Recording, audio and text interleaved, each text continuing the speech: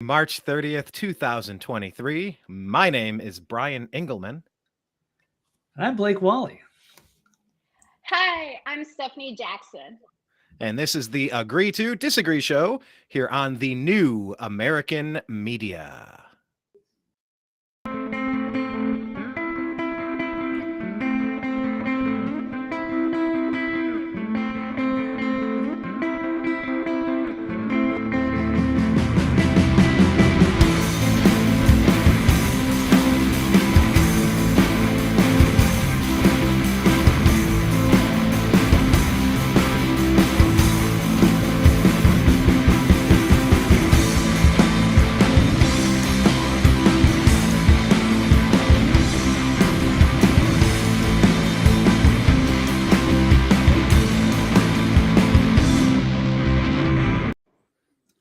All right, we are back. Thank you all for joining us. Appreciate having each and every one of you on the program today. Blake, how are things in your world, sir? Somewhere east of California? That's how you're referred to? TV's Blake Walley on Twitter, right? Right, pretty much. Yeah, as you can see, I'm in Nashville. It's beautiful here, except for the horrible tragedy. But other than that, it's great to be here. Absolutely. But I'll tell you what, as you know, as tragedies go, unfortunately, tragedies happen each day.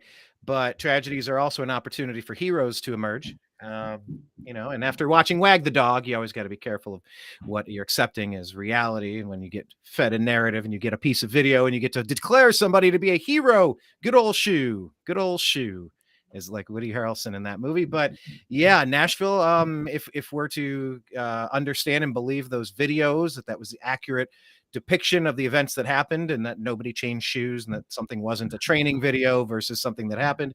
If we're to believe that we witnessed heroes being born in Nashville as well. The videos that we watched were pretty damn heroic, wouldn't you say? Oh, absolutely. Yeah. The cops are badass. Went in there right away and took out the shooter.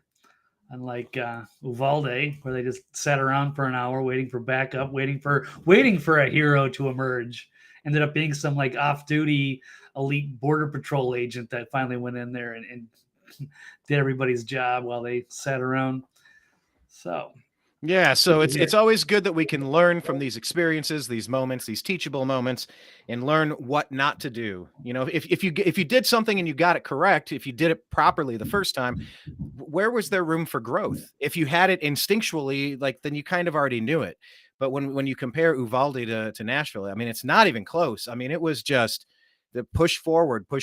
Like there were moments in there. It was just like, you know, you're watching like a third person shooter game, and it's the camera on the chest of taking out a madman, you know, just a monster, turning the pencil backwards to use the eraser, like you should when there's monsters who are harming kids and innocent people. I mean, so kudos, yes, to the great heroes there in Nashville.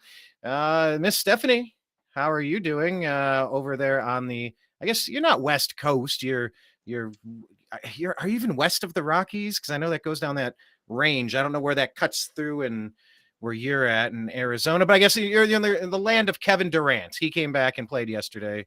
Did you go to that game or did you watch that game?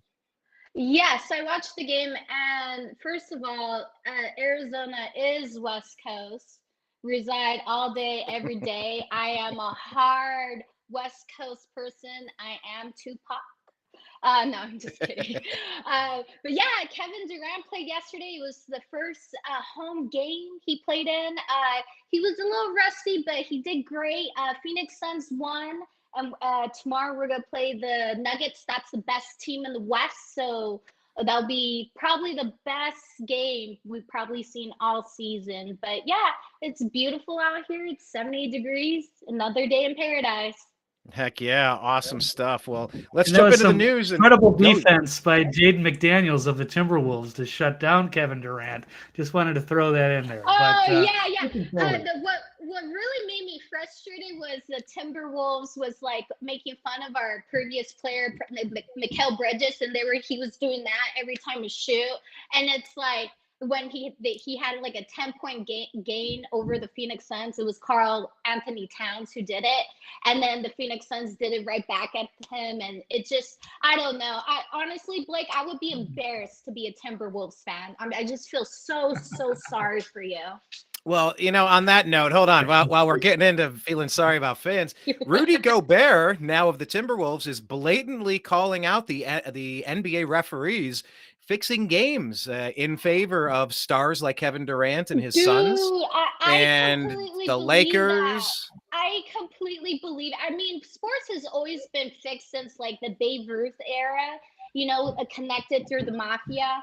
And our Phoenix Suns coach, a few games ago, got fined like $20,000 because he was complaining about the refs, like everybody does. But we played very fair compared to other teams.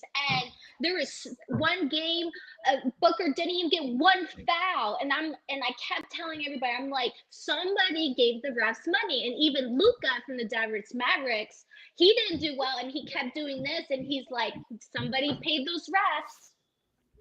Yeah, it's going to be very interesting. Mark my words. I'm calling it now.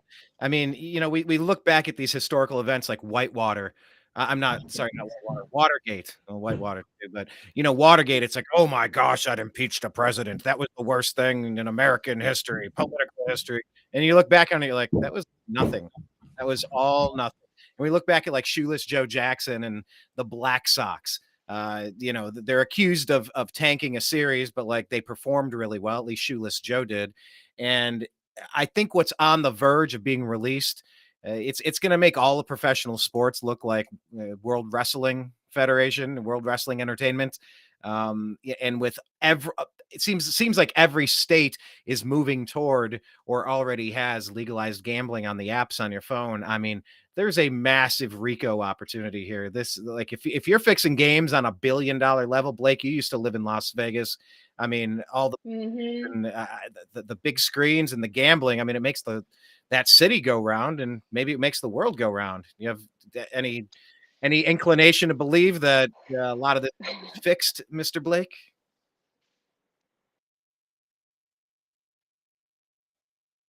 Oh, you're silent. You are silent. Yes. Okay, sorry. I got a lot of roofing here, and there's a lot of banging, so I'm trying to keep it down by muting the mic. Yeah, there's a lot of corruption in the sports. There's a lot of money to be made. There's Tim Donaghy, the ref, that wrote the book. Yeah, it's easy to put a star player in foul trouble right away, take them out of the game, and they can fix games that way. There's all kinds of other ways they can do things with other professional sports, and yeah, it's just for entertainment. So people got to be careful, but. No, it's not what it's supposed to be. Sometimes there's a motive to have certain teams win in certain situations. Yeah, except the Cleveland Cavaliers that bucked the odds and became the NBA's greatest champion of all time, defeating the 73-win Golden State Warriors in 7 games, coming down from a 3-1 deficit. But I digress. All right, let's jump into the news today. We're getting way out of okay.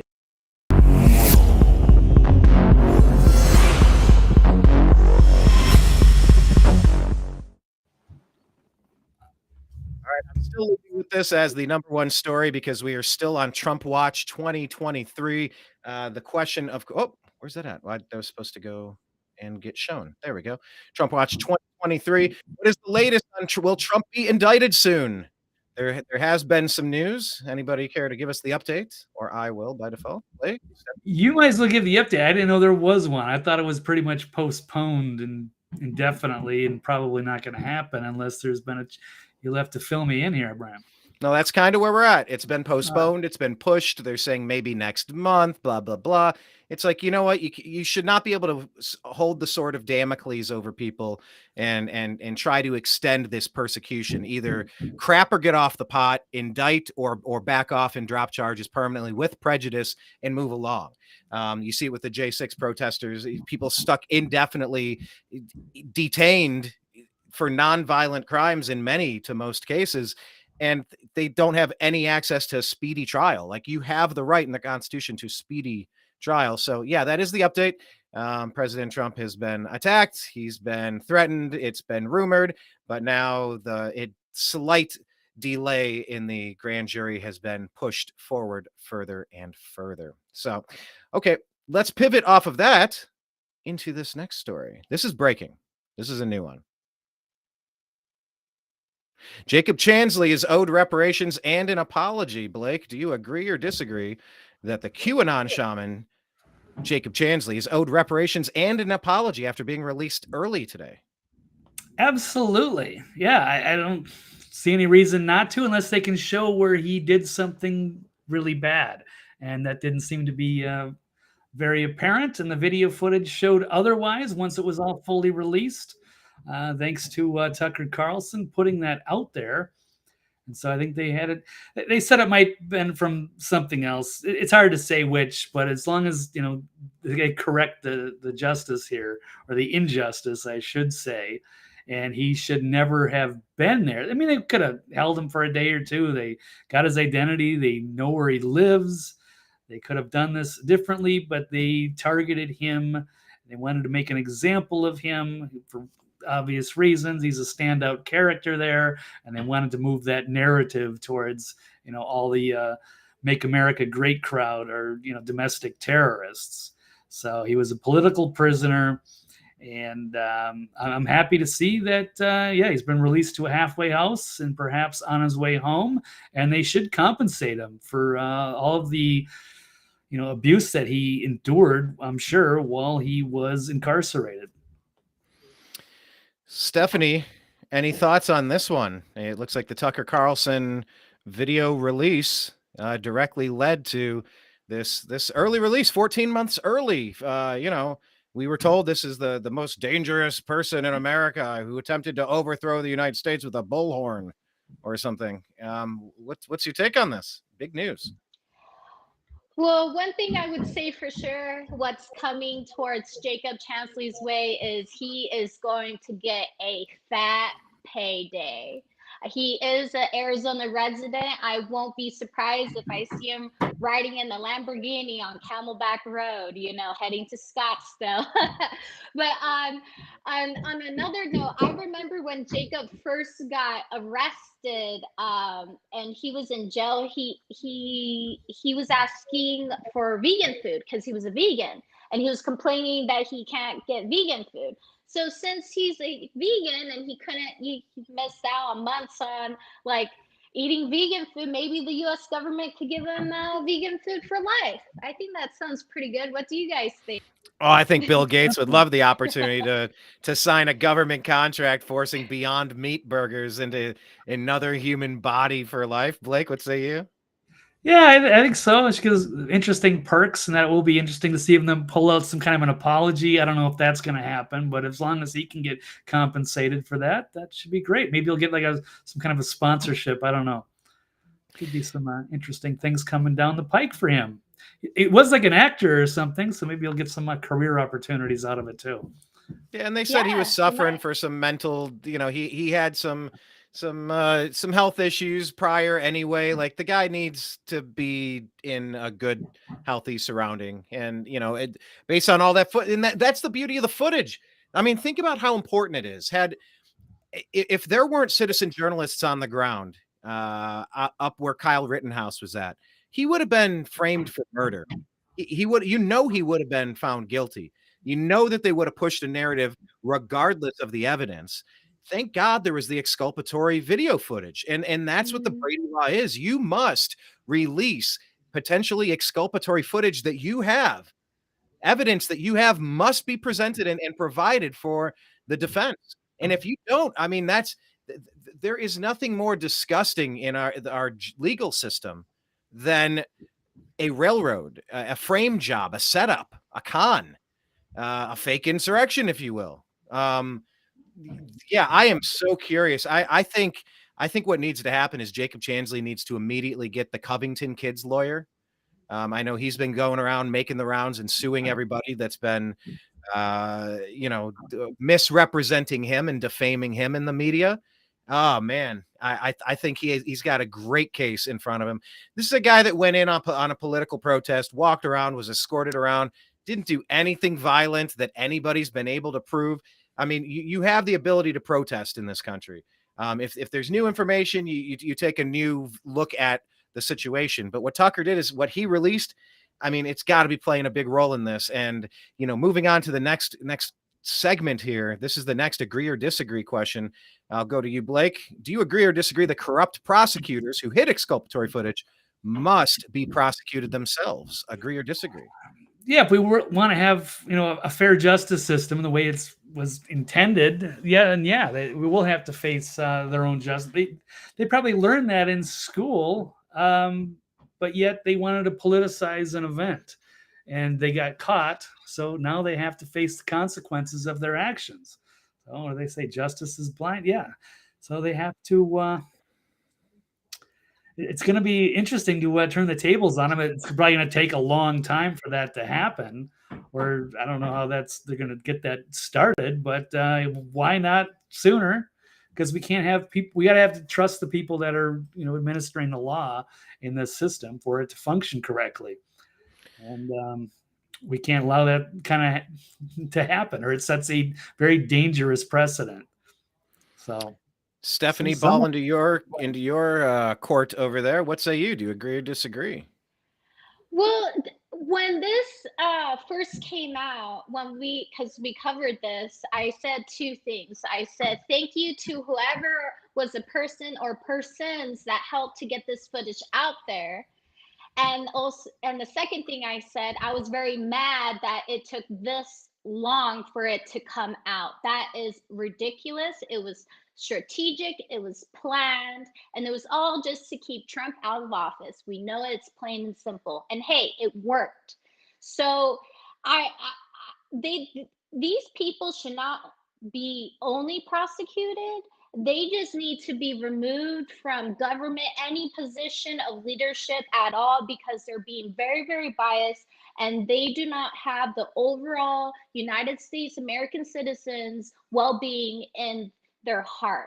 That they are just being very selfish, and they should not be in any political position of power. I mean, who were the people who helped get this out there? Because there's some people out there that we don't know their names, and they helped to get this out. Because the other side, if they had it their way, they would love it for never coming out, and then it would be like unknown in history, in history books. But now we know, all thanks to that footage.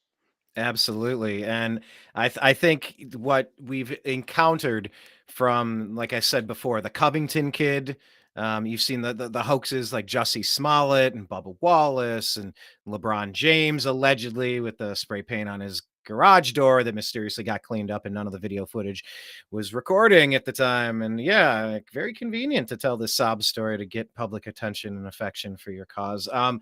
You know, there's a lot of cases where people are accused of heinous crimes, such as rape. You know, maybe not Bubba Wallace in particular, because his accusation was just maybe broad in general that, you know, some racist somewhere put a noose on a garage door and that's unacceptable in 2023. And he shakes his fist at the cloud.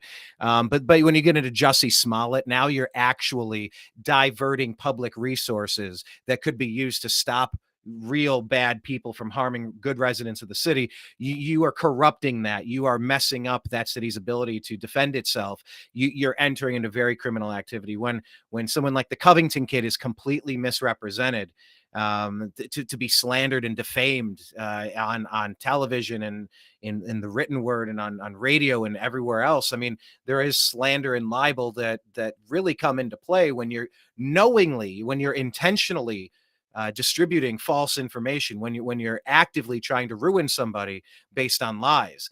You know, I've said this from day one, and I repeat it now, that the people who make false accusations, be it someone directly says that person named XYZ raped me, and it turns out to be that was something out of revenge, like maybe you saw with Judge Kavanaugh. Judge Kavanaugh was accused of all sorts of things, and the people later retracted their stories and said they just wanted attention. I think that if you accuse somebody specific of a specific crime and it turns out that you made it up, you need to be prosecuted, charged, and convicted of the same penalty that that person would have suffered had they been found guilty of your lie. That's the only way to stop these false accusations in this country. And when you have situations like these corrupt prosecutors hiding exculpatory evidence from defendants, they need to be sentenced to prison, the same condition, send them to the same fucking Washington, D.C. gulag that these people have been rotting in for 3 years. Send them to that gulag for the same amount of time that this person would have faced had they suffered the ultimate penalty. I mean, what was Chansley being charged with?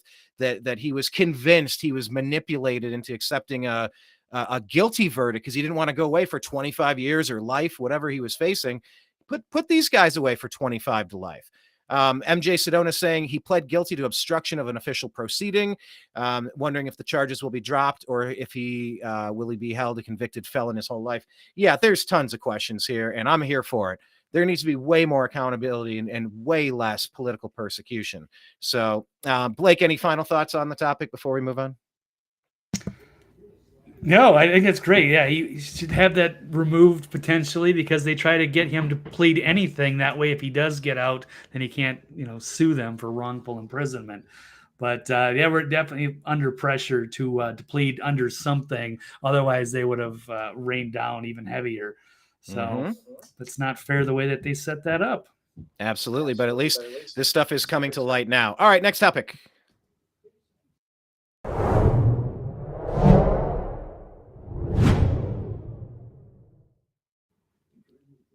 All right, keeping in line with the topic of the moment, this is the breaking news that Jacob Chansley is being released to a halfway house 14 months early.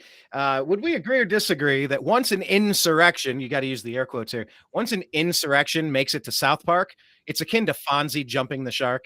I just want to play this for you. This is our first guest who we had back on the Agree to Disagree show here on the New American Media. We had Ford Fisher, who Blake and I have we've worked with him insofar as we've sold him footage and we've teamed up. We're colleagues of sorts. And Ford had this segment used in South Park last night. I just want to play you a clip here. This is Mr. Garrison. So cool. He ended up rallying. It was almost like, Mr. Garrison's boyfriend didn't want him to go to this party town because he didn't want him to, fall back into his party ways. But his party ways were like turning into President Trump. So here's this little skit, and it uses some of Ford's footage from January 6th. I think it's very Fonzie jumping the shark. So let's watch a little. I love Rick. I love Rick. He's apologizing to his significant other. Rick. I love Rick. And his audience agrees. They start getting excited. I love you, Rick. And the movement grows, and there go the barricades. There's the Capitol, and there's Ford's footage. People climbing over fences. Oh, crap. Here we go again. Oh, good Lord. So that happened, folks. Blake, you were out there yourself. We went and covered, did Man on the Street. Yeah. We absorbed what the day had to offer, and we had our own perspectives. What was your take on this air quote insurrection, making it to South Park, just fully turning this into the cartoonish event that it really was? Yeah, that was pretty awesome that Ford got on there. So I did watch the show last night, and I wasn't sure exactly what I was looking for. I knew I kind of had an idea of what to expect, but I was like, oh, I'm not sure where this comes in or if I'm watching the right episode. And then at the very end, it was like, oh, okay, now I get it. And it's unusual, of course, because, obviously South Park is an animated show, and for them to show, real footage and use Ford's footage, that was pretty awesome. So good job, Ford and the South Park team, for putting that up there. So that was very, very cool. Yeah, the wild part about this was that Ford was in town filming something, and we were hanging out, and we were going to go get barbecue. I know a lot of our political events, Blake, they end up with me finding barbecue, whether that's with Larry Elder, with Ford Fisher. Yeah. I just want to find barbecue with dudes. I just want to eat food. Like, find me some barbecue and I'll be happy. But we were driving over there 10 minutes before. We sat down, and he got a phone call after we ordered some brisket and some smoked wings. And Ford was just saying, yeah, did you see South Park? I go, oh, the one that Stephanie brought up, the one with Meghan Markle, and we talked about it on the show. He goes, no, the new one.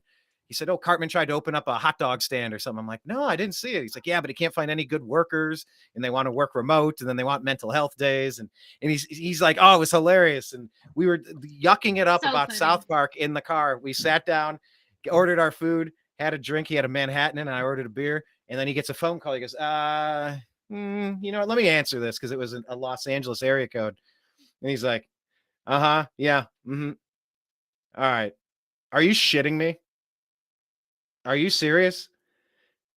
Because he didn't know if he was getting punked by somebody. He's like, yeah, South Park is one of my favorite shows of all time. Like, are you kidding me? You want to license some footage for the show? Absolutely. So, I mean, it kind of seems like we manifested that. So I proceeded to immediately talk with Ford about that time I won the lottery. So fingers crossed on that one manifesting itself. But Stephanie, Blake and I have known Ford for many years. We've been at similar events and we've chopped it up, as they say, but you're relatively new to meeting Ford and getting to see that happen. What were your thoughts on the episode and just how everything's become so absurd? It's entered South Park territory, to just mention how cartoonish it's all become. Well, it really reminds me of this one interview I saw with Lex Friedman, with the psychologist that broke down the personality of Amber Heard in the Johnny Depp trial. And she said that like the best way to get rid of negativity is addressing it. And this is what South Park is doing. It's addressing it. It's addressing what we all know, and we're just sick and tired of it. And then we're just going to move on. Just how the narrative with Chris Rock, like he did a whole special where it makes woke people look, not trendy now. It makes woke people look stupid. It just looks like, probably in 3-4 years, woke won't even exist no more because it's going to be replaced because people are going to get sick and tired, just how people got sick and tired wearing a mask, during COVID. But I think this is so cool coming for Ford Fisher. I'm so happy for him. And it just, like, you guys were right there when all that stuff happened. So it's just kind of, I believe in that whole concept of manifestation, and, you can really attract things and things can happen. So I think that was really cool. And also we should bring Ford Fisher back on and hear his take of like working with South Park and how does it feel having his own footage on there? Like, that's awesome. Yeah, I mean, he was on cloud nine. I mean, he Oh, called I his bet. he called his wife immediately, and he's like, "Guess what show we're on? Okay, take a guess. It's one we watch all the time." She goes like, "Grey's Anatomy." He's like, "No, South Park." But no, I mean, it's a career. It's so it's a cool. feather in the cap. It's a career accomplishment. It's just one of those things. You're always going to remember where you were when you got the call and your stuff got used in something like Yeah. South Yeah. Park. But yeah, I mean, it's just so perfect that it's become comedic, and you have to be Yeah. able, back in the days, the court jester was the only person that could speak the truth about the king without becoming decapitated. You used to have Comedy Central providing a thumb in the nose of authority, but then it's like, what's happened to the Stephen Colbert's and the Jimmy Kimmel's and Jon Stewart's hit or miss, but some of these others are totally off the reservation. Blake, I know you've been as big a fan of the Daily Show historically, maybe not so much recently, but I mean, just talk on that for a second. The few comedians out there that are still willing to push the boundary and, like Stephanie said, call things out as they are and just like kind of remove the coolness to it. That's what comedy's supposed to do, is pull the Scooby-Doo mask off of the weird stuff at the end of the day. I mean, any thoughts on the state of comedy in general? Because I think it's super important. Yeah, it's definitely gotten worse. I've been a big fan of Comedy Central since they came out in cable. I think it was the 90s.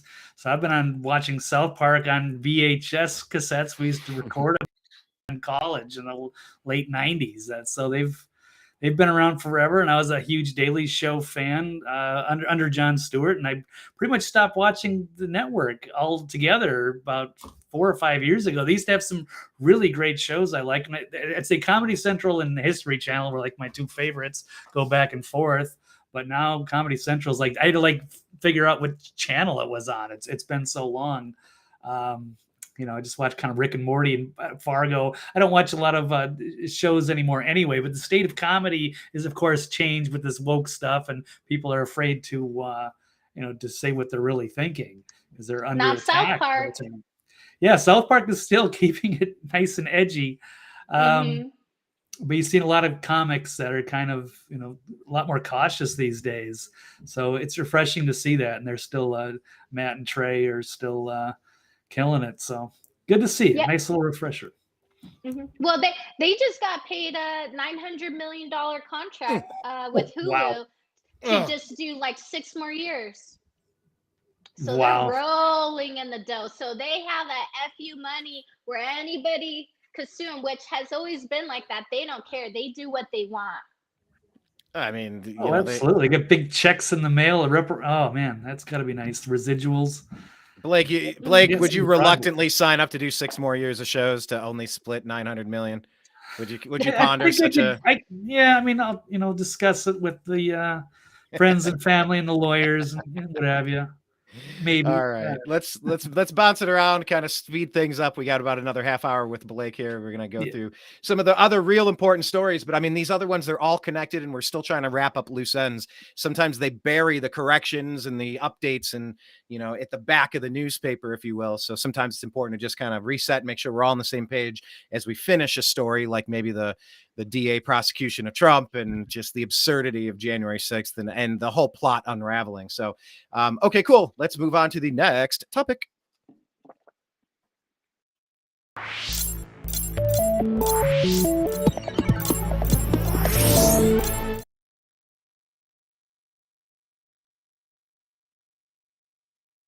All right, a little bit of a delay there, but we're back. Okay, so Blake, kind of staying on the same theme here about insurrections, would you agree or disagree that transgender and gun confiscation insurrectionists should be dealt with as harshly as the J6 participants? And there's hashtag transurrection. I don't know if you've been following this, but I do have I'll pull it up here on Twitter and you can jump in. But this is something that is happening. Let me go back to our Twitter feed. Make sure you're following us. We're at American_media_. This is from townhall.com. It shows what's going on. Transgender and gun confiscation activists, use the right words, not activists, not control, gun confiscation. They're storming Capitol buildings left and right. So it's happening in Kentucky. It's happening in Tennessee. Blake, do you agree or disagree that they should be dealt with as harshly as the people who were involved in the January 6th air quote situation? Well, I'm going to say disagree. What they did to the J6 people was awful. Now, unless they're doing something really violent, because clearly this is the worst thing that's ever happened since the Civil War or J6 or Pearl Harbor. And Pearl Harbor and 9/11 combined. Absolutely. So it's interesting to see how this flips on its side in the way that people cover it and talk about it. But I'm going to say no, disagree. Unless there's like violent actors that are doing something bad, yeah, they should put them away, or at least put them in jail. But I would never, like the gulag conditions in DC. No, I wouldn't do that to anybody. That's awful. When they tamper with their food and torture the inmates or put them in solitary 23 hours a day, held without charges. I wouldn't do that to anybody unless it was like just some violent murderer that needed to be put away as a danger to society. So no, I'm going to try to take the higher ground there, because going chili peppers until you reach that higher ground. Right, I won't sink to the lows that they did to the J6 people. That was terrible.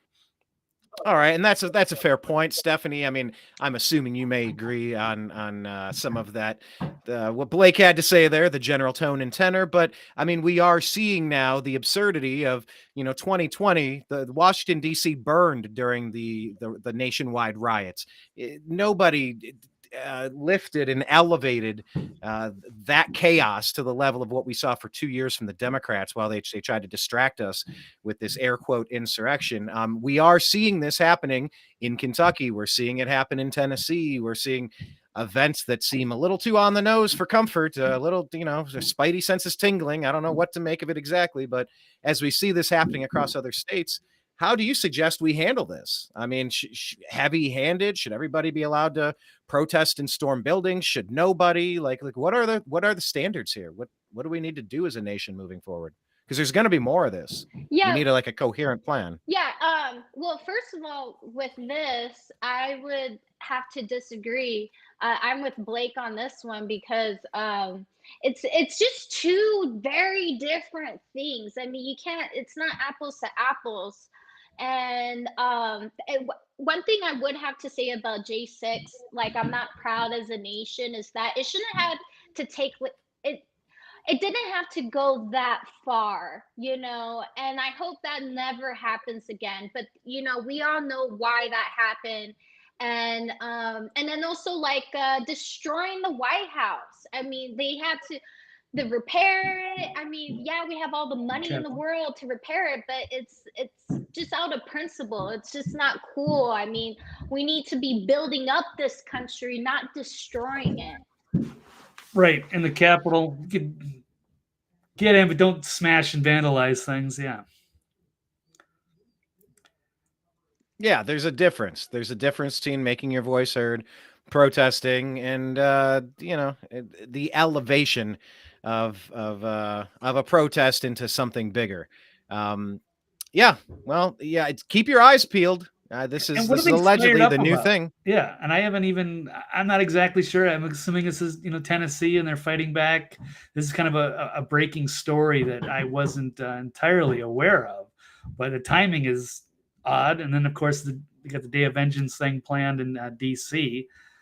So we'll see. When is that supposed to be, and who's planning that? Out of curiosity, when is that, and who's planning that? Let me just pull it up here if I can.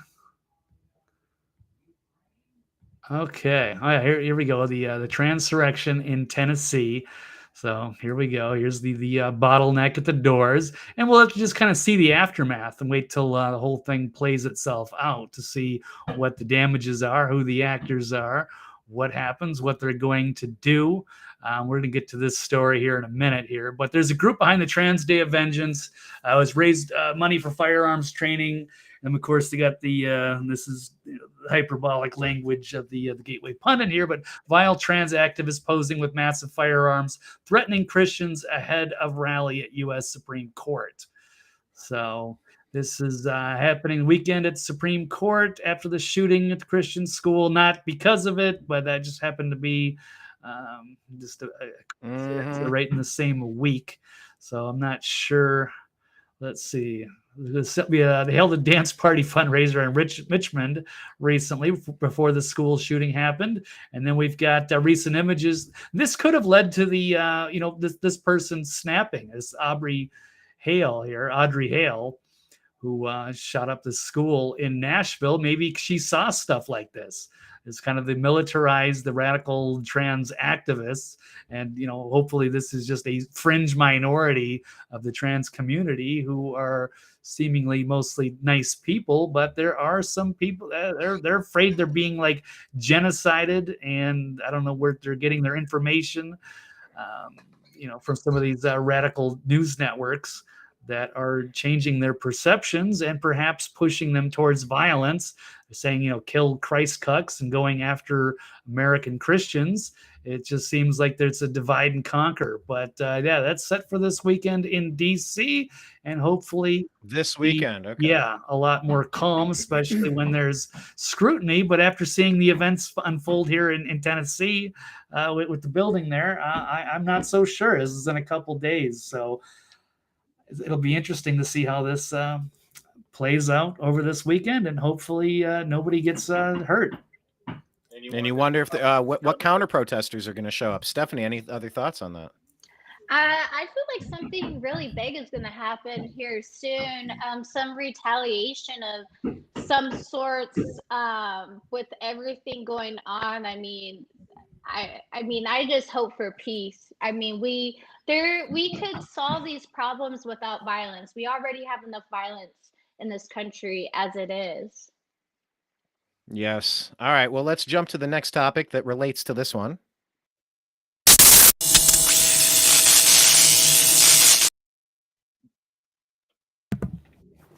Yes, on the same topic, like you're kind of touching upon this. Do you agree or disagree?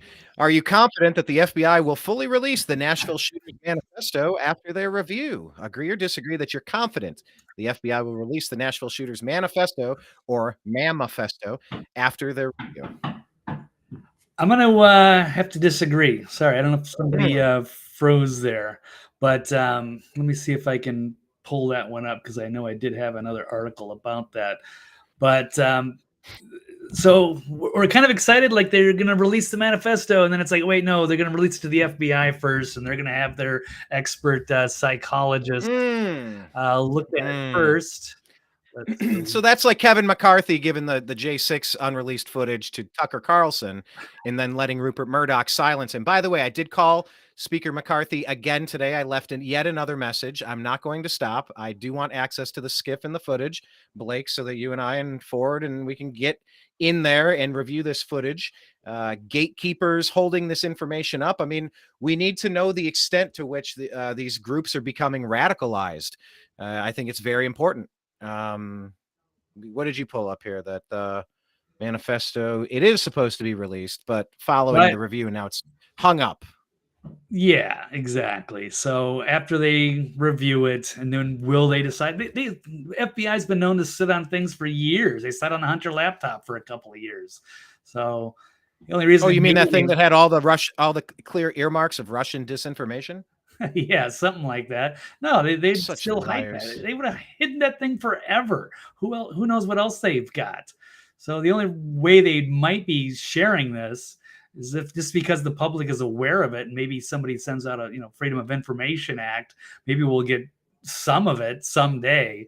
I don't know. I'm not holding my breath. I mean, and people deserve to know the truth and what was going through this person's mind, whether they like it or not. I know they've kind of held on to certain things in the past, like the manifesto for the Unabomber, because maybe that will, people will read that and sympathize and agree and might turn into terrorists too. But I don't know in this case if that would have the same effect or not. But it could be embarrassing for the administration if it turns out that hey, they're reading they're watching MSNBC or they're hearing it off of Media Matters or the Daily Beast or Raw Story, and it's radical garbage from Daily Kos or any of these publications that are trying to convince everybody that the country's full of white supremacists and Trump is the devil or what have you, and he's got to be purged, and they're the real Americans, and it's their duty to resist against us.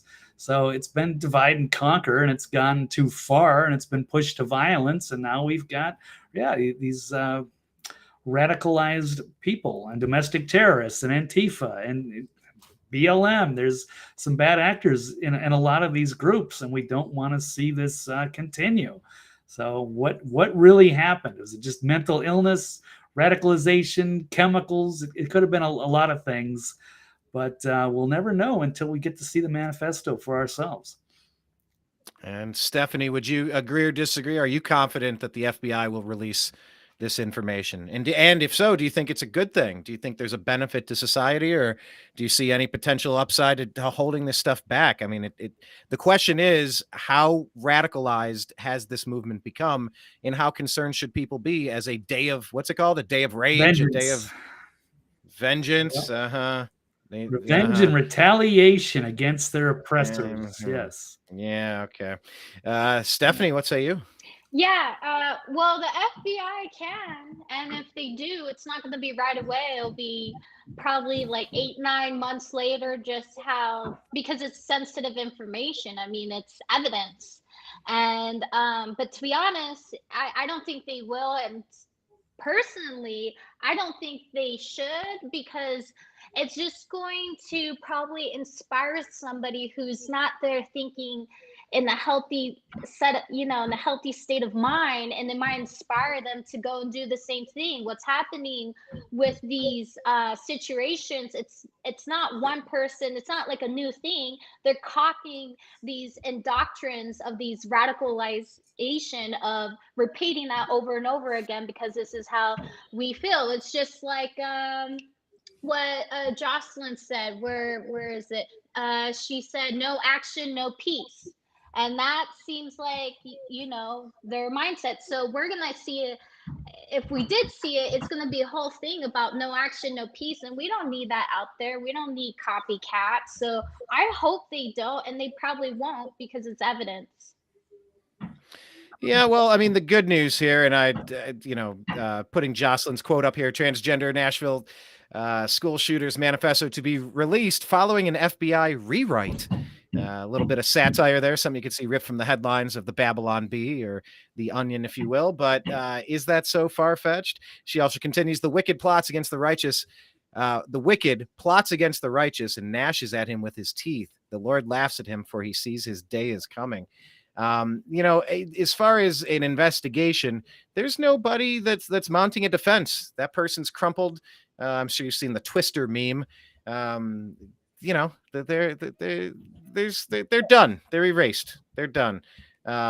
Jocelyn continuing to ponder, maybe everything will be blacked out except the words "get Trump." It's become a little wacky.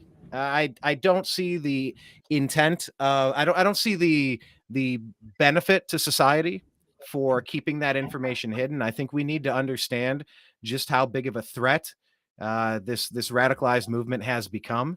I think it could inspire. I'm not worried about it inspiring crazy demons to act like crazy demons, like we saw in Nashville, which required some heroes to eliminate them, thankfully. A little too late, but better late than never. I think what it might do is it might encourage more people to look at what's going on in a more clear perspective. I think more people need to be aware of the rage that people are holding and harboring inside of their hearts for them for existing. Literally the same thing that some of these groups are trying to complain. They are facing scrutiny and they're facing feelings from the general community that are unappreciated. Well, you know what? If you got certain groups that hate you and that are being radicalized to shoot up children in this case, and maybe this day of rage and vengeance, whatever it's called, is, it's something that more people need to be prepared for. Maybe you need to be strapped that day. Maybe you need to really consider that there's a violent extremist group out there. Unlike what you've been hearing for 2 years, you just keep hearing radical white supremacist groups. It's like, okay, Obama, we get you. We get it. You're writing the scripts down in the basement for Joe to say.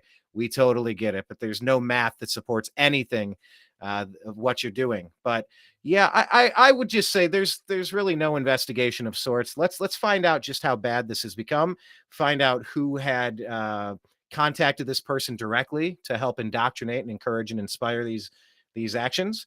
And we need to really start talking about mental health.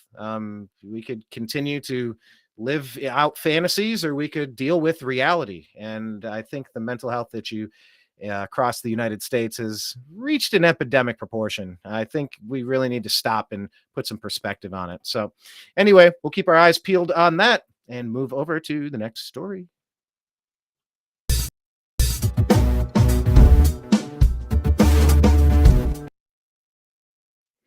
That was a quick one. I'm not sure if that went all the way through or not. Did it go all the way through? Top that off. I That can't was even really tell. fast. Yeah, I feel like maybe I hit the button twice. Okay, let's go through. I mean, to bury the lead, we got two huge stories here, and we only have Blake for another 10 minutes between Mayorkas and the Restrict Act. Let's go to the Restrict Act. Yeah. Blake, do you agree or disagree with the Restrict Act? Probably the most important news story today. The Restrict Act is a good idea to stop TikTok, and it doesn't threaten the First Amendment. Do you agree or disagree? Restrict Act is a good idea to stop TikTok, and it doesn't threaten our First I disagree.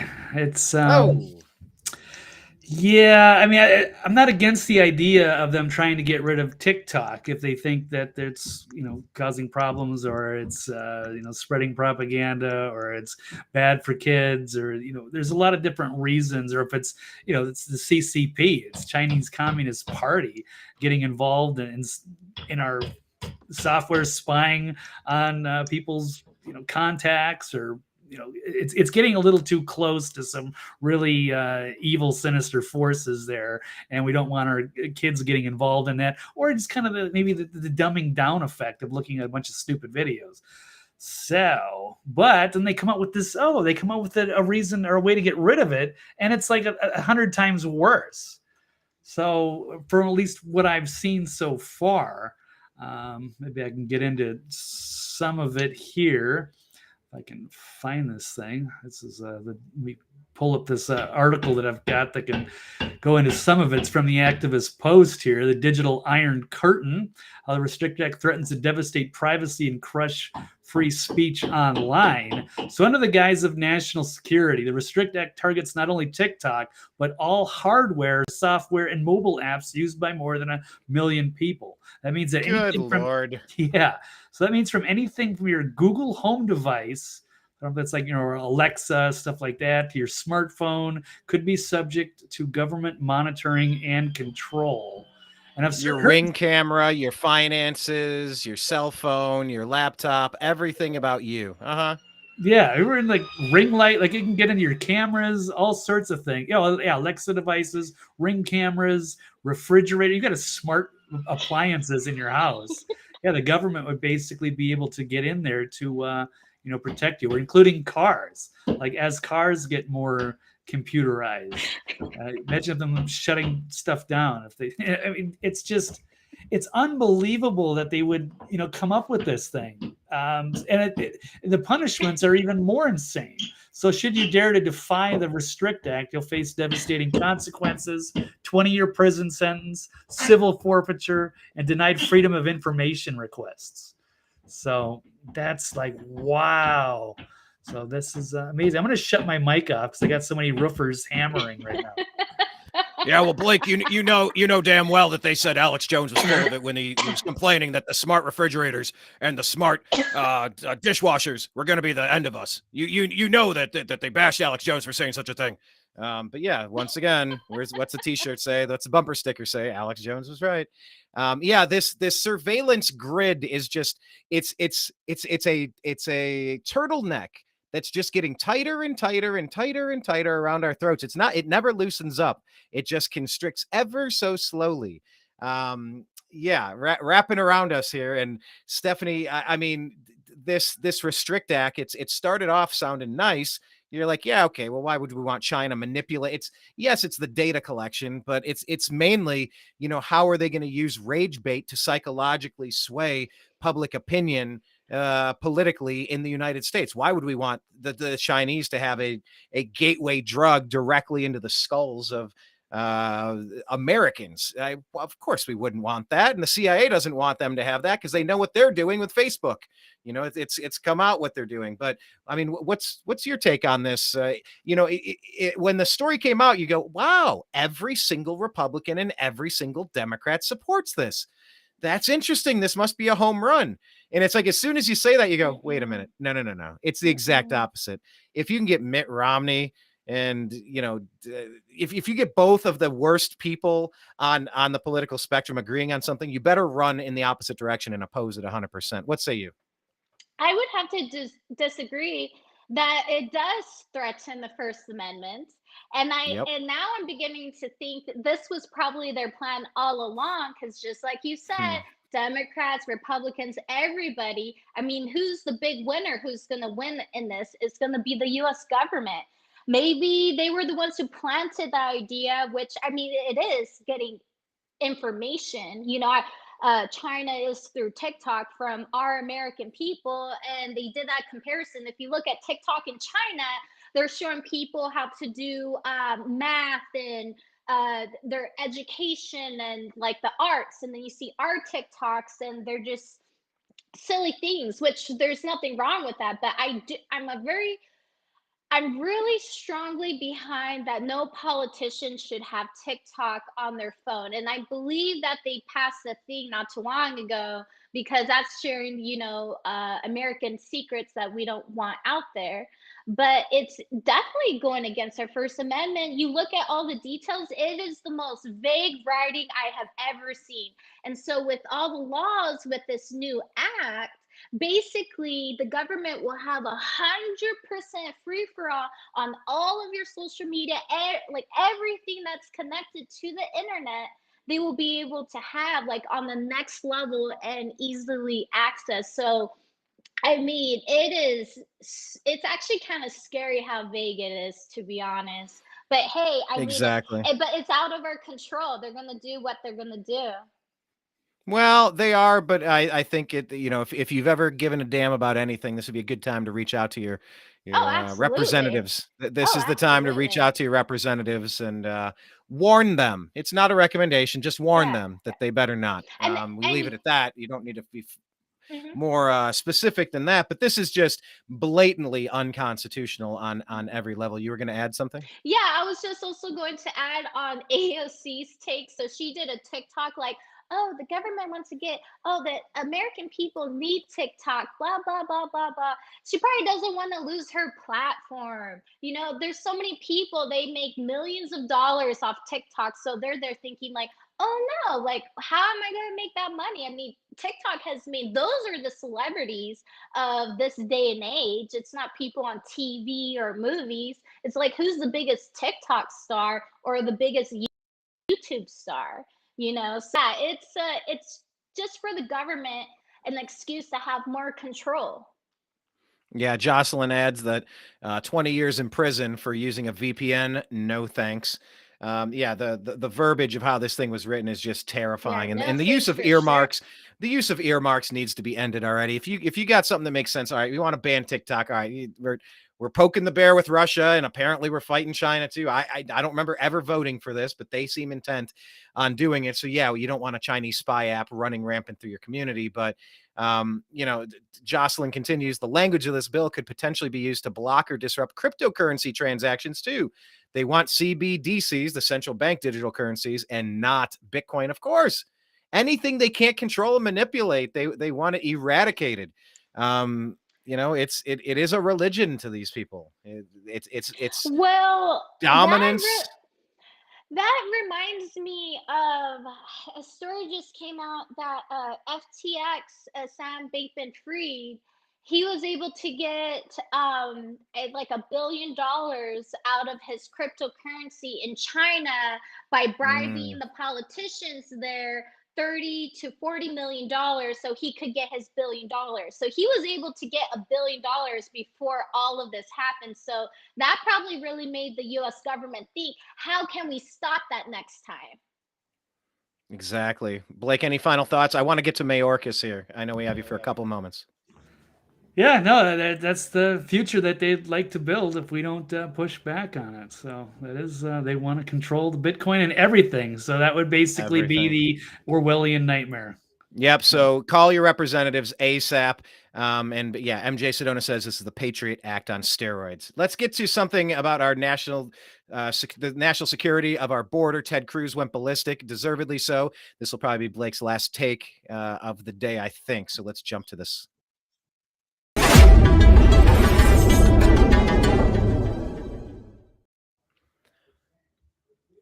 All right, Blake, the question of the day, agree or disagree that Homeland Security Secretary Mayorkas should not resign? Do you agree or disagree that Mayorkas should not resign? I guess I'm going to say disagree. The way you word those. Yeah, but yeah.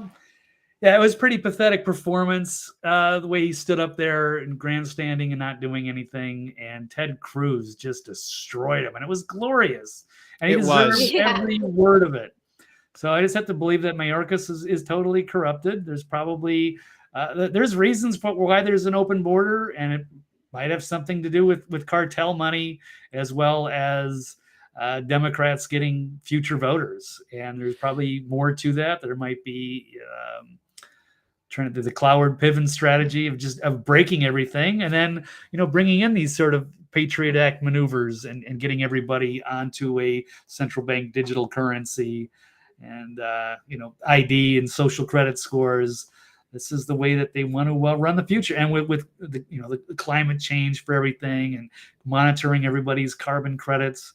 It's going to lead to a lot of terrifying things, but Mayorkas should know better. And Ted even brought out like all the bracelets that these kids wear. They get smuggled over the border. Yeah, actually, Yeah.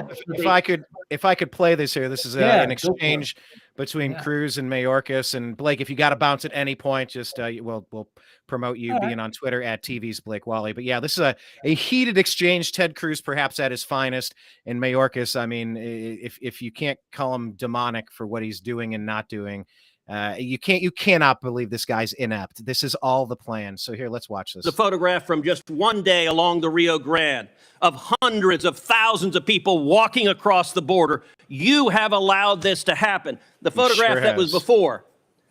What are these wristbands? I don't know what they are. You don't know what they are. Before we continue, Stephanie, do you believe that there's any chance Mayorkas does not know what these multicolored wristbands are? Do you think that's even possible that he doesn't know, or is he lying right here? If you had to guess, she just stepped out. So Blake, what say you? But no, I mean this is unbelievable. That's his job, is to know these sorts of things. And I don't believe him at all. It was a BS answer. They don't care about the border security one bit. They're allowing this to happen, and now we have to try to figure out why. And Absolutely, we'll see if Stephanie pops in, because that's right on her state. She is close to all of that. Well, let's continue with this exchange, this heated exchange from Cruz and Mayorkas. Mr. Secretary, you have just testified to the American people you're incompetent at your job, because I've been to the southern border, and if you go to the southern border, along the southern border, you see thousands of these wristbands, because the illegal immigrants, the drug cartels, color corresponds how many thousands of dollars they owe the cartels. You have turned these cartels into multi-billion-dollar criminal organizations, and these are modern-day leg irons, because these are children being sold into sex slavery, and you don't even know what they are. That is astonishing. Mr. Secretary, how many children have been sold into sex slavery under your administration? Senator, we are taking it to the cartels. How many children have been sold into sex slavery? Do you know how many children have been sold into sex slavery? To an unprecedented degree. Mr. Secretary, I want to say to you right now, your behavior is disgraceful, and the deaths, the children assaulted, the children raped, they are at your feet, and if you had integrity, you would resign. And I will tell you, the men and women of the Border Patrol, they've never had a political leader undermine them. They despise you, Mr. Secretary, because you're willing to let children be raped to follow political orders. This is a crisis. It's a disgrace. And you won't even admit this human tragedy is a crisis. Unreal. In the ending part here. Claiming 1 minute German time, Mr. Secretary, would you like to respond to any of those questions? What the senator said was revolting. I'm not going to address it. Your refusal to do your job is revolting. Amen. Good freaking mic drop right there. Amen. Nailed it. That's exactly what Cruz needed to say. Blake, I mean, that's just powerful stuff, man. Yeah, another great highlight for Ted. So that was refreshing to see. Glorious. And yeah, like I said, Mayorkas deserved every word of that. And it's about time he's been, held accountable, or somebody's doing something. So kudos. Stephanie, what do you think? Do you think Mayorkas needs to resign? Oh, absolutely. This is so frustrating for me. This is beyond frustrating, because I'm all for people having a better life. And especially me being Mexican, I totally understand it. I get it. But it is very dangerous to cross the border. I mean, even in Arizona, you go for a hike. I mean, there's people constantly dying, have people getting lifted up from a helicopter from Camelback Mountain because they didn't drink enough water. And you have like young children and mothers and, people with, stars in their eyes coming to America, and the cartels leading them in the desert. They don't care if they die. They don't care. because they're making money at the end of the day. That's why they have all these bracelets. And it's just the biggest cartel leaders that, like, where I'm talking about the top of the chain, they are never seen. You never see their photograph. They are very careful and they do not get caught, and they are they said technically they're multi trillionaires already, because it's all this like black market money and the control they have in the world. So it's I'm just tired of it. It's not just to secure our borders, but also to secure lives. Lives are the most important thing here, and it's just so sad to see all these people coming across the border and they're taking the chance of dying and also being open to human trafficking. Absolutely. MJ Sedona saying, don't forget about the app. There's also an app that's helping people sneak through here. She said she's seen all kinds of illegals, Mexican and Asian, in Sedona. There's a hotel in Camp Verde full of them, gifted from the taxpayers. So I know, Blake, you got to get running here. Any final thoughts on your way out the door? And a reminder to follow you on Twitter at TV's Blake Walley. Yeah. Thank you everyone for being here. You can follow me, as you said, on Twitter, TV's Blake Walley, or the Next Level News. I will have the show and perhaps highlights from previous shows and all that good stuff. So we'll keep it there.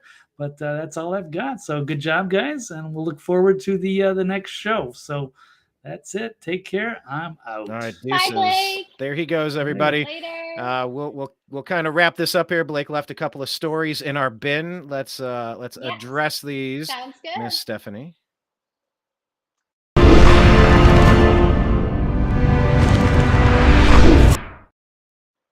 Some of those are loud, those stingers. Some are louder than others. Some are loud and some are quiet. I know. We gotta balance. We gotta equalize. We have to. Yeah. Listen, We're getting there. recording industry, they call that mastering, to make sure you've kind of reached that moderate level. Okay. Although maybe that's language that needs to be phased out in these troubled days. Okay, agree or disagree? $5 million per California resident for reparations will make everyone happy. Do you agree or disagree? Why? That was a quick answer. Disagreed. One thing I know for sure in life is when you throw money at a problem, it does not fix it. And this is not going to fix it. It's just going to make it worse. What can happen is like resources and support. I mean, not money. Money's not. No, and especially $5 million. I mean, there's a lot of other important things I could think about than doing it for that, like plumbing, streets, freeways, education. Education should be at the top. Medical, mental health, homelessness, mental health. Well, the mental health issue is the homeless issue, and it's the drug issue, and it's a lot of the violent issues. If you get to mental health, you're gonna really improve your society. But whenever this stuff comes up, I like to play a little game. It's not about this topic per se. It's just kind of about the topic of just casually throwing out numbers, because like that's supposed to fix something. You see, we need minimum wage 15. What do they say? What are they fighting for 15, for 20? I don't remember. It's been a couple years, but they put a number out there for minimum wage. This will fix things. And my response is always $20 an hour. That is insulting. It should be $30 an hour. In fact, it should be $300 per hour. Nay, $3,000 per hour. How reckless and rude and inconsiderate can you be to not offer $3 million per hour to anybody that wants to pretend to show up to a work? To a job opportunity. And it's like, there is no number that's going to fix any of this stuff. And also, we're talking about a subject that's comparing, they're looking at an issue to provide reparations to people who were never slaves, to take money from people who never had slaves in a state that never allowed slavery. It's just, everything about it is patently absurd. So this is from the Gateway Pundit. Oh, okay. There's the crazy. There's the exact word I used. Absurd. Activists tell California Reparations Committee that $5 million per person is not enough. Well, you can tell on this committee, you got 3 people wearing masks, for what it's worth. That's their task force, because it says here, activists are now telling the California Reparations Committee that an unbelievable sum of $5 million per person is not enough. The entire affair is ridiculous. Slavery never existed in San Francisco or even the state of California. And yet he suggested the amount for reparations just keeps going up. Even at $5 million per person, it would cost residents of San Francisco approximately $600,000 for each resident of the city. So saying 5 million is too little, activists on Wednesday demanded that the state of California pay millions of dollars to each Black resident in reparations as a way to make amends for slavery and subsequent discrimination, dismissing the idea of payments of 5 million per person as nothing and too little. The demands were made in an in-person meeting of the California Reparations Task Force, which was created by state legislation signed by Governor Gavin Newsom in 2020. See, now I do love this part. It continues, the committee was hearing comments from the public as it considers final recommendations to submit to the California legislature, which will then decide whether to implement the measures and send them to Newsom's desk to be signed into law. So the task force is considering a proposal to give just under $360,000 per person to approximately 1.8 million Black Californians who had an ancestor enslaved in the U.S., putting the total cost of the program at about $640 billion. Meanwhile, the city of San Francisco is weighing its own reparations proposal at the local level. Earlier this month, the Board of Supervisors expressed unanimous support for a draft plan of more than 100 reparations recommendations for the city, including a proposal to dole out $5 million to each qualifying Black resident, costing families at least $600,000. But I love this part here, that this was created, this California Reparations Task Force was created by state legislation signed by Governor Gavin Newsom in 2020. You know, I feel as though there's nothing more satisfying on earth than watching the snake eat its own tail. You play these identity politics games. You play with this toxic, corrosive, divisive victimhood mentality, and you light Molotov cocktail fires of bullshit, and you just sling it out the window at random. You're just driving through the community, chucking flaming bottles of vodka out your window. It's hitting stuff at random. But occasionally one of those bottles rolls and rolls, and it lands at the base of your front door and ignites your own house ablaze. This is going to end spectacularly, regardless of how it ends.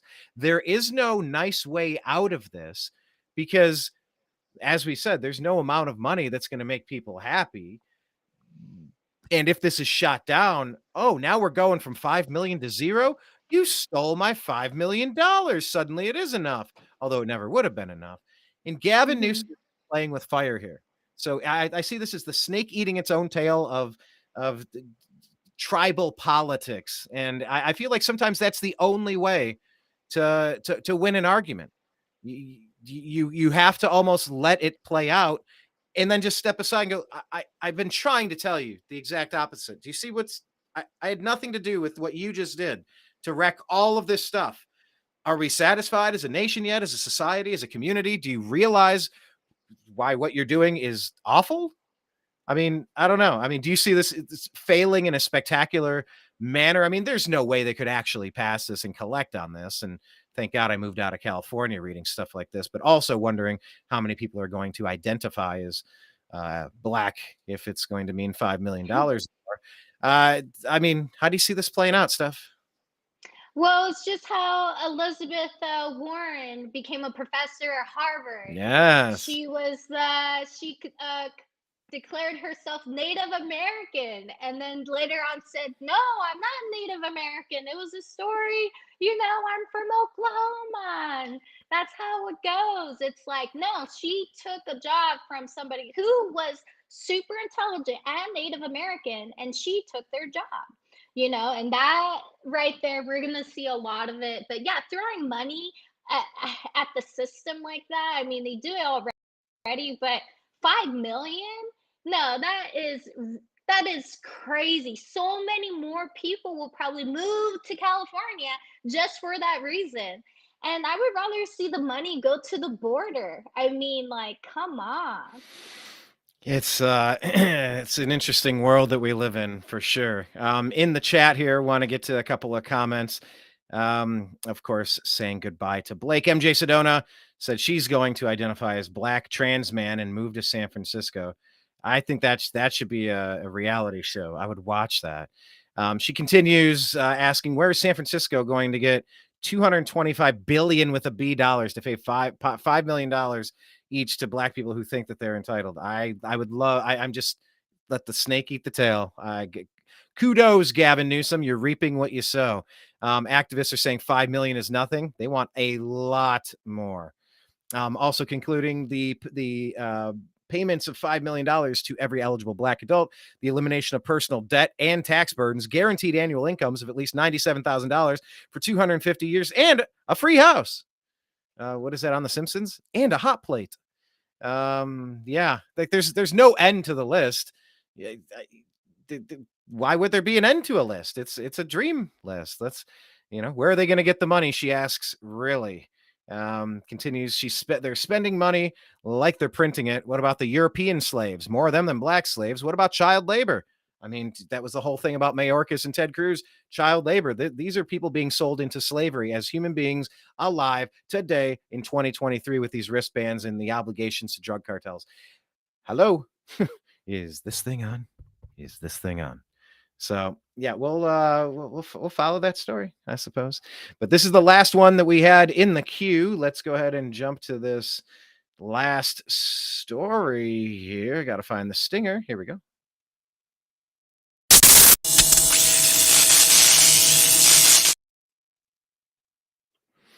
All right. Final story of the day. Stephanie, would you agree or disagree? Are you confident that the real John Fetterman will return to work by the end of April? Agree or disagree that you're confident the real John Fetterman will return to work by the end of April? I would have to say with neither. I'm not sure because I had they've been talking about like a body double. Have you seen the side by side? Yeah, it's so hard to believe, but it's just weird.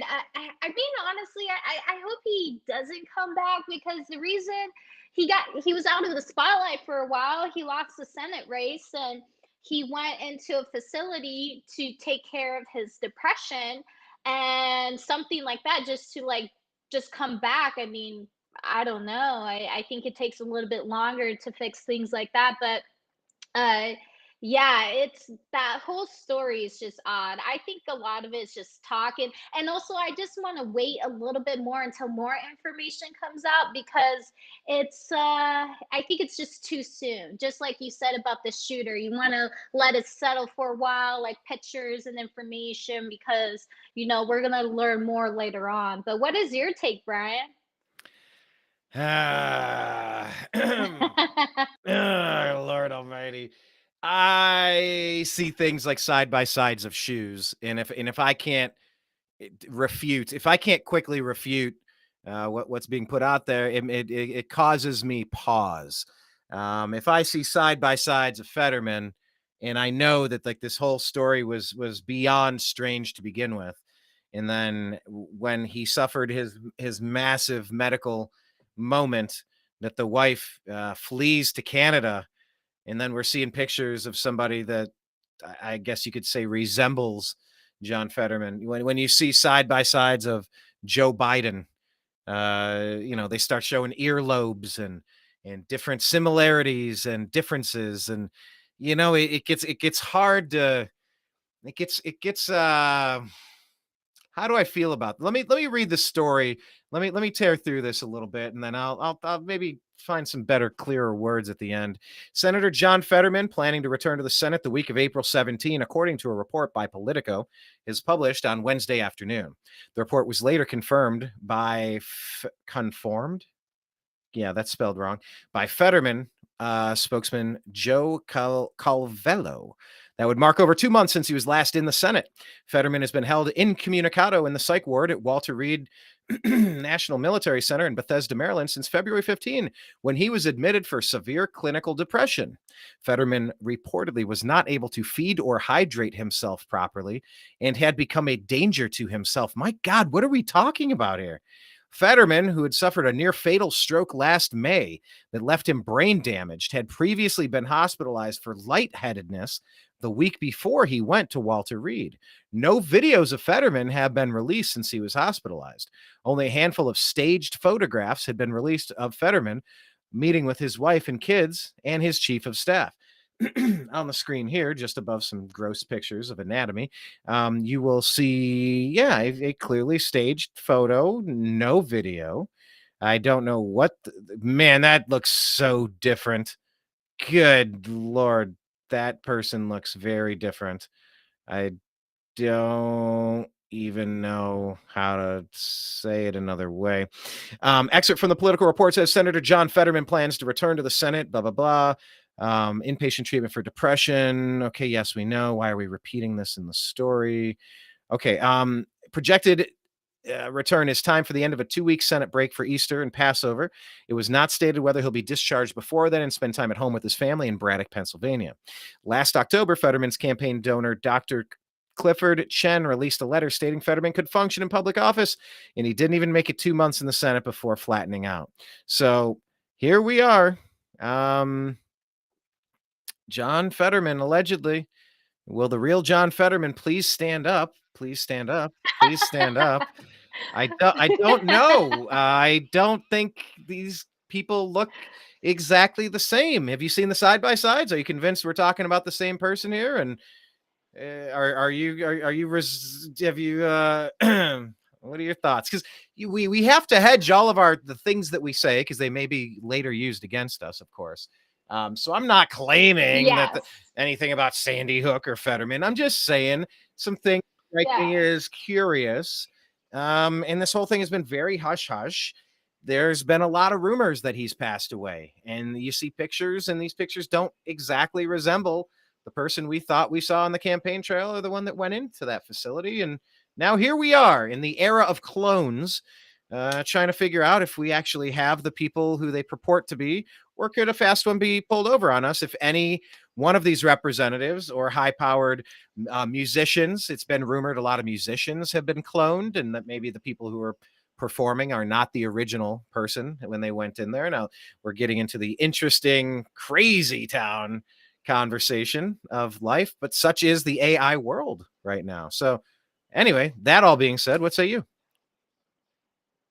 Yeah, it's I mean, it wasn't Fetterman in that picture. What wasn't that his like family, his kids and wife? Mm-hmm.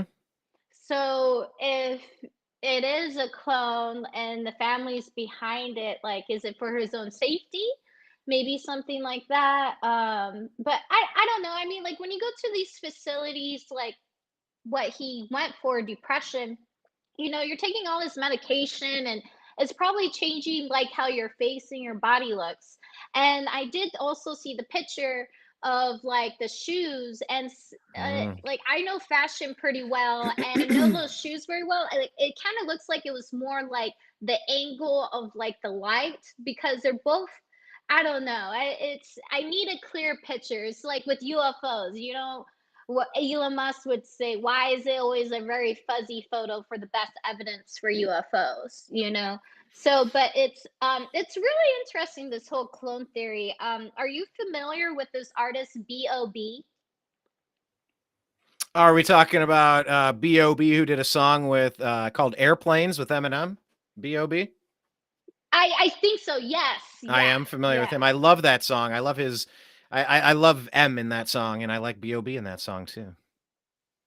Yeah, so B.O.B. was the artist. He was really big at one point. He made some great songs with Bruno Mars, and he was really big about talking about clones. And he was saying that he was a clone, and a lot of musicians and whatnot are clones out there.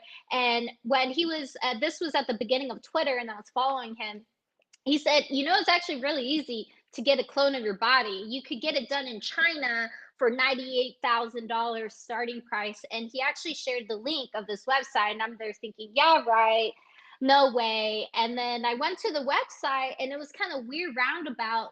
I forgot like what the website said, but it was talking about cloning, but like in the most weird way. Like, I don't know, it was like as a business.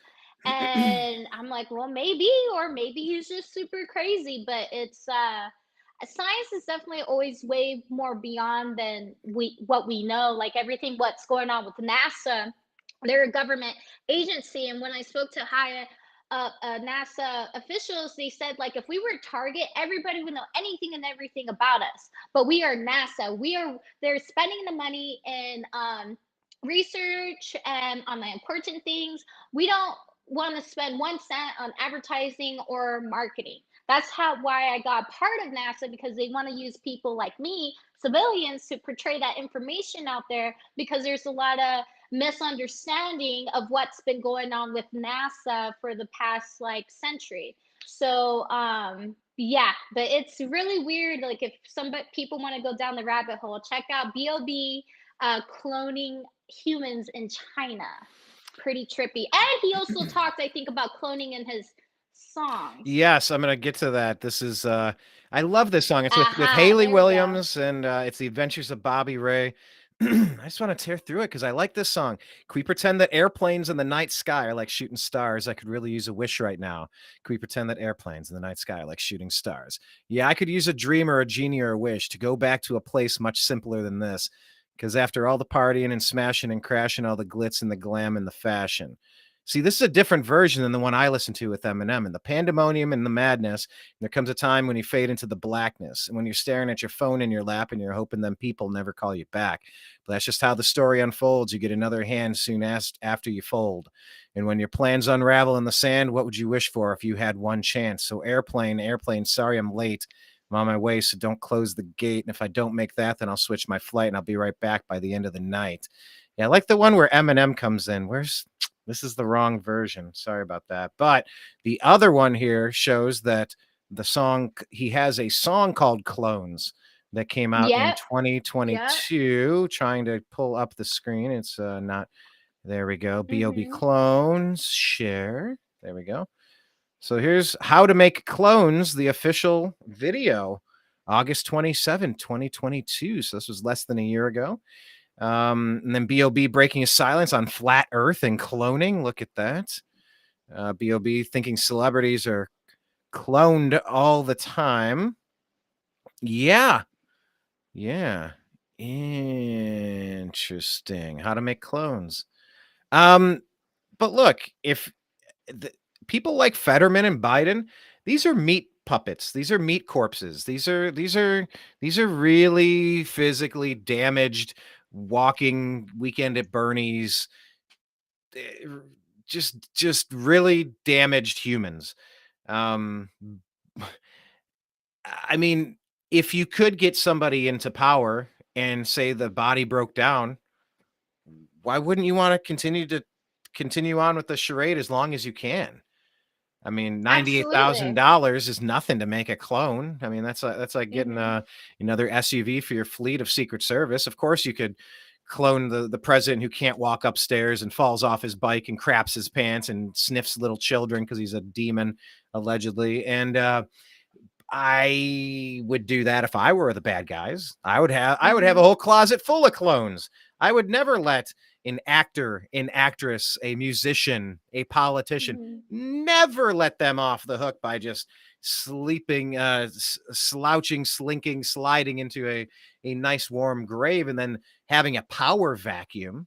You know, as bad as Saddam Hussein was, and there's nobody that will tell you he wasn't, but the power vacuum created in Iraq when he left was even worse than how bad things were under his rule. The only thing worse than a dictator, surprisingly, and the same can be said, I'm hearing stories about the drug cartels, that the Mexican drug cartels have essentially eliminated the Bloods and the Crips and American gangs in the United States and Southern California and beyond. You know, when there's a power vacuum, that's when everybody's getting shot and killed in the street. That's when all of the chaos is happening, when people are fighting over control and territory. But if there are clear marked territories, you know, if the cats raise their leg and put their scent down and people just kind of move around and don't make it a problem, it's an easier go. But yeah, if I were a bad guy, I would never let any of my superstars leave this earth early. You leave, guess what? We're going to cover this up. Oh, she had a exhaustion. Yeah, it was just exhaustion, or it was a reaction to medication or something. And you drop them, you make a quick cremation like in Ozark, and then you roll out a clone like in Westwood or something, and ta-da, here's the new and improved such and such. Yeah, now you got that person controlled for another 40 years, and you can keep making content. You can keep, just these are puppets. This is artificial intelligence. Now, I'm not saying that is the case with John Fetterman. I'm just saying he was never right since his stroke last May. Everybody knew it. Joe Biden hasn't been right for many years. Everybody knew it. The Democrats are putting these people up regardless. And there's serious questions about who we actually have in front of us. The technology's there. The claims and accusations are there. I mean, what more do you need to be at least a little suspicious that if there were bad people, this is exactly what a James Bond villain of 2023 would do today. If they had the power and the resources, they would make the Frankenstein stand up and just take over. Speaking of Fetterman, very similar resemblance. But yeah, I'm not suggesting I know that this to be true. I'm just saying something isn't adding up in this story here. Why did the wife just flee up to Canada? She freaked out. I think they told her that he didn't make it. That was one story that came through. I heard it. I considered it. That seemed like, wow, that kind of on the surface makes sense. I have no idea what was said and what she heard. I'm not claiming that, but it's strange for sure. It's strange. I don't think we can believe much anything these days, right? Yeah, and we'll see, we'll see. And also Jocelyn's heading out. Bye, Jocelyn. Thanks for joining us. It's always a pleasure having you. I hope you enjoy the rest of your day, Jocelyn. Yes, as Jocelyn leaves, let's get her the best of her comments here. She says that let's see. The hospital. I'll be right back. I need to let my dog out. I'll be right back. Do that. Okay? Yes. Jocelyn saying the hospital Fetterman was really oh yeah, it must have been really something. He came out with a whole new head.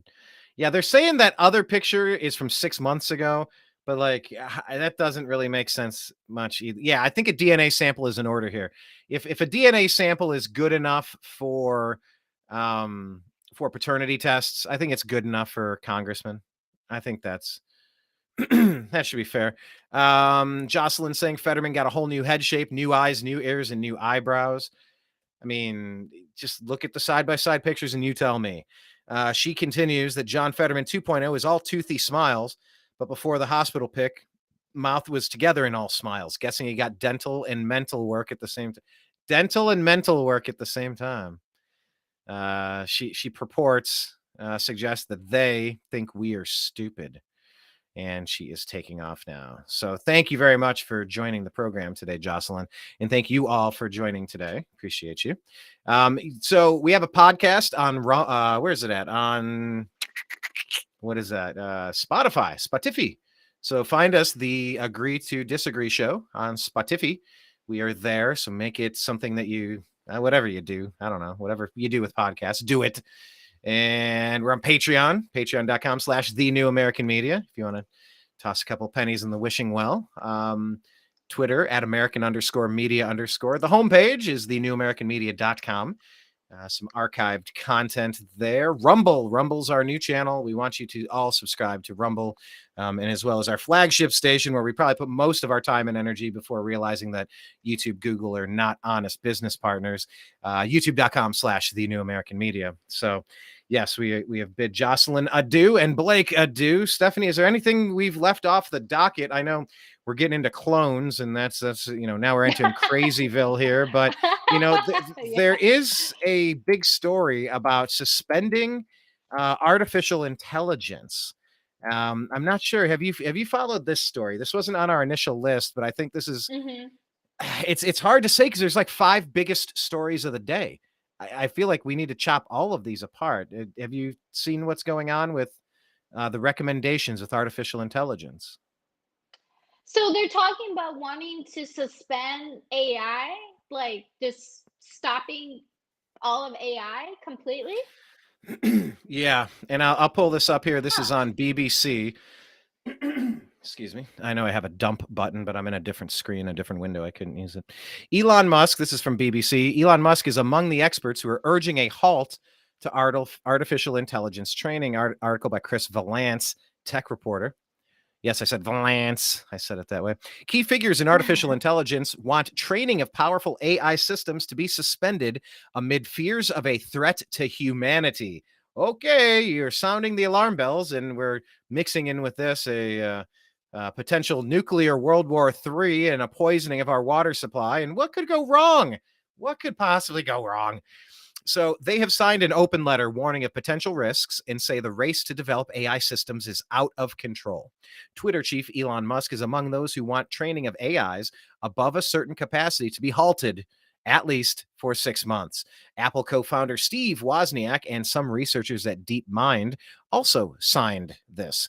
OpenAI, the company behind Wow. ChatGPT. Yep. I know. These are big, heavy hitters. Well, This is I Wozniak. agree. I agree.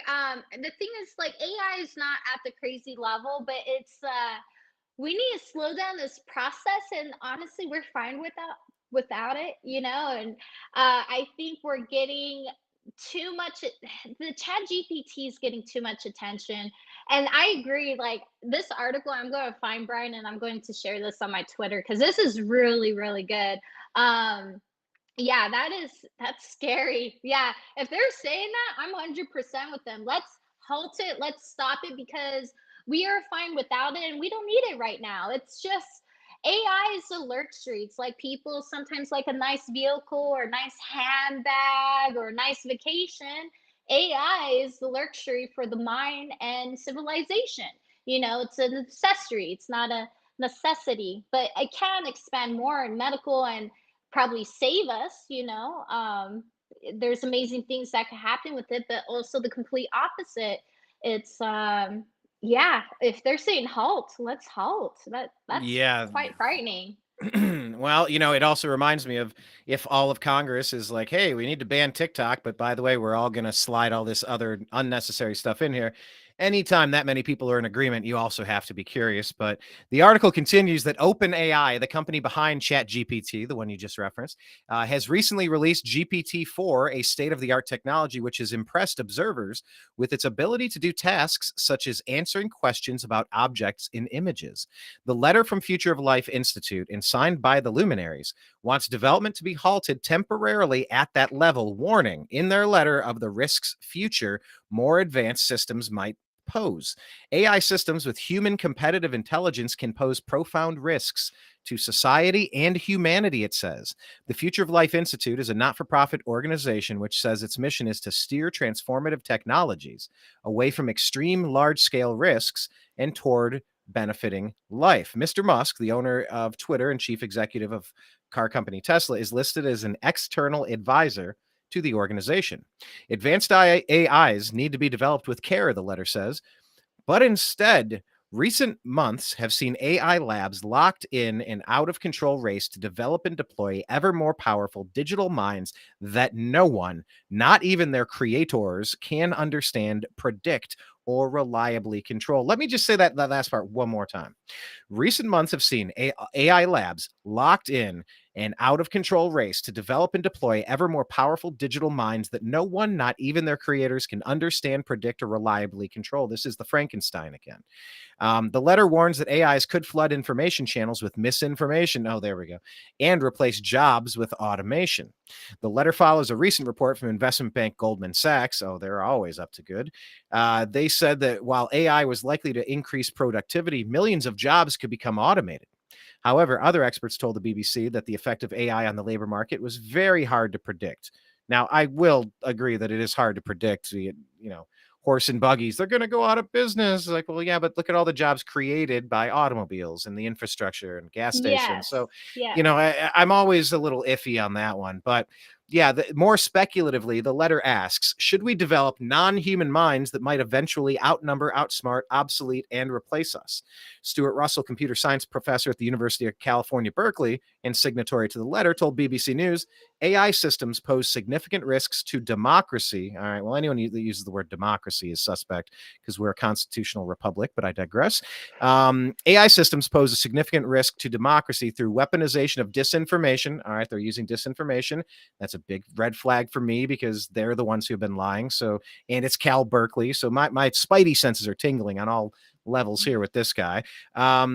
Through weaponized disinformation to employment through displacement of human skills in education, plagiarism, and demotivation. In the future, advanced AIs may pose a more general threat to human control over our civilization. In the long run, taking sensible precautions is a small price to pay to mitigate these risks, he adds. Blah, blah, blah, blah, blah, blah. There's more. Oh, I guess there's just one more part. Let's see what they have there. In a recent blog post quoted in the letter, OpenAI warned of the risks if an artificial general intelligence, an AGI, were developed recklessly. Quote, a misaligned superintelligent AGI could cause grievous harm to the world. An autocratic regime with a decisive superintelligence lead could do that too. Coordination among AGI efforts to slow down at critical junctures will likely be important, the firm wrote. OpenAI has not publicly commented on the letter. BBC asked whether it backs the call. Mr. Musk, co-founder of OpenAI, though he resigned from the board in the organization some years ago, has tweeted critically about its current direction. Autonomous driving functions made by his car company Tesla, like most similar systems, use AI technology. The letter asks AI labs to immediately pause for at least 6 months in the training of AI systems and more powerful than GPT-4. If such a delay cannot be enacted quickly, government should step in and institute a moratorium, it says. New and capable regulatory authorities dedicated to AI would also be needed. So, yeah, that's a lot of information, but I think it's important. I think it's, it's right up there among the most important stories of the day. And there's a lot of important stories of the day. Yeah, this AI thing, it's definitely getting crazier and crazier. I remember Elon Musk talking about this like 6, 7 years ago, and like now we're getting closer than ever. And it's just, we need to really listen to these people. Elon Musk mentioned when he was first talking about the threat with AI, he went to Washington and talked to everybody in power, and he said there wasn't one single person who took him seriously and didn't think it was a threat. But this has come from Elon Musk, these people who truly do understand the science and whatnot, because all these big companies, I know for sure, Facebook, for example, they've been working on this like supercomputer of AI on the coast of California in Silicon Valley. And Elon Musk mentioned this, I think it was 6, 7 years ago, that it was like way, like it was, he thought it was sentient. So that was 6, 7 years ago. What has happened since then? So yeah, we need to take it more seriously, because electronics and computers and software and AI is just improving. And humans, we're still, quoting Socrates and Plato because not much has changed. Yeah, I close my eyes sometimes and I see an army of those Boston Scientific robots coming at us, or those little mechanized dogs with weapon systems Scary. attached to their tails. And you just go, well, if I were a bad guy, how much longer before you unleash the hounds on Yeah. society? It's something, if you have the materials in place, you just have an army of robot workers that will self-replicate. And this is Terminator 2. We've seen this in the movies. We've watched this. We've been warned. Yep. And the people that are doing the most in these areas, I mean, they're warning us the most. So I think it's smart that we listen. So, all right, cool. Well, that's all I have for today. I'm glad we got to shoehorn that story in. It seemed like maybe was that the first time you heard that story? You seemed a little surprised by it. Yeah, well, I know I'm really big about this whole AI thing, but I didn't hear about the halt right now. So yeah, so that was new to me and a little scary to hear that. And I agree. I'm definitely gonna share on my Twitter later. Absolutely. Well, tag us. Your Twitter. Tell people where your Twitter is so they can follow you. Yes, you can find me at Stephanie 5 E's, letter J, very easy. And if you can't remember that, we always have all the information down below in the info. And please, if you are watching, please like and subscribe. Check out the New America Media on Rumble. Don't forget there. We need to get subscribers over there. And I hope everybody has a wonderful day. And thanks for joining us. Absolutely. Couldn't have said it any better myself. Thank you, Stephanie. To be continued. We appreciate you. We love you. And we'll talk again soon. Take care. Peace. Bye.